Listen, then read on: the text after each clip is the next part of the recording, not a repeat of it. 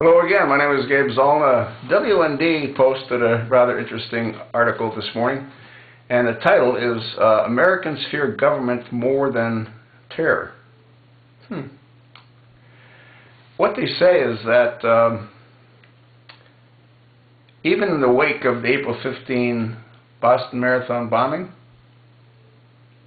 the polls suggest Americans are hesitant to give up any further freedoms in exchange for increased quote-unquote security. And the reason that is I think, somewhat obvious. When you look at what's happening to this country, every single time a new day arises, a new event occurs. And the events that occur are usually designed to attack our freedom and our liberty. Yeah. I mean, think about it. Every single day, a new event occurs. And unfortunately, they tend to be more horrific than the previous events. Prior to the Boston bombing, Obama was hanging his hat on what happened at Sandy Hook. We still don't really know what happened at Sandy Hook, you know? I mean, we really truly don't know what actually happened at Sandy Hook. Misinformation ran rampant, you know? And no information is coming forth. We don't know what happened at Benghazi. We don't know how many survivors that were there survived versus how many of the people that were there didn't survive, other than the 4 Americans that we know about. Their bodies were returned to Dover Air Base, but none of the others were.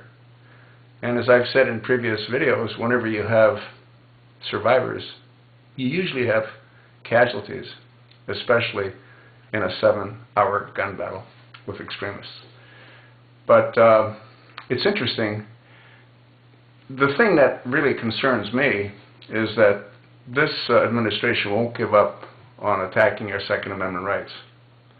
They'll continue to come out with creative ways, as they have with the marijuana. You know what I learned? I went to a gun store. It's actually a shooting range, and I was talking to one of the salespeople there. And if anyone goes in to purchase a weapon or ammunition, and they use their medical marijuana card to prove as to who they are, guess what? No ammo and no gun. Period. Yeah. Now, I don't think people necessarily were aware of that, but it's a fact. In states where medical marijuana is legal, like in California and in Arizona, and other states as well, if you go in and use your medical marijuana ID card, you will leave without either ammunition or the weapon that you intended to purchase. That's their angle, because there's no doubt that there's, I would say, millions upon millions of Americans that blow weed. Yeah. And in the administration's eyes, that's millions upon millions of weapons that they'll be able to either confiscate and or deny. Yeah. So one way or another, they're going to continue their attack on our Second Amendment rights. If you look at history, whenever a civilization is disarmed, they become slaves to the ruling power. Yeah. I mean, this isn't me saying it, this is a fact. Go look it up. It happens all the time. It's pretty crazy. But the American people are sort of fed up in giving away their freedom for more security. Because the reality is, as Al-Qaeda and the Islamist terrorists have proven, there really is no security. You can't be safe anywhere. And the thing that I think is really horrifying is that the jihadists relished in the pain and suffering that they brought to the people in Boston and to the people of America. We've all become somewhat paranoid, and so we should. We don't know when the next horrific event's going to take place. What we do know is, based on the success of the attack in Boston and the horrific reaction that it had by shutting down the economy of Boston, other parts of the world as well, I would imagine, more events like Boston are going to occur. Do you have any idea what would happen if a device similar to what went off in Boston had radioactive material in it? Do you have any idea what would happen?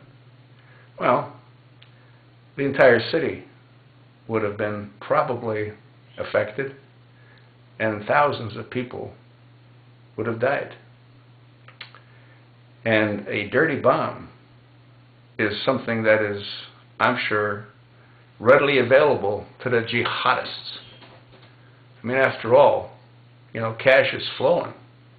Wasn't it Secretary of State Kerry that just gave him $80 million when he was over visiting in Syria? How many additional hundreds of million dollars do you think might have slipped under the table to the jihadists, to the Al-Qaeda? Huh? Yeah, here we are. Our country is on the brink of bankruptcy, and the usurper in the White House is giving away hundreds of millions, if not hundreds of billions of dollars to our enemies. Does that make any sense to you? It certainly doesn't make any sense to me. And where's our Congress? Nowhere. That's where. It's pretty crazy. And you know what? I don't see it getting any better. Do you?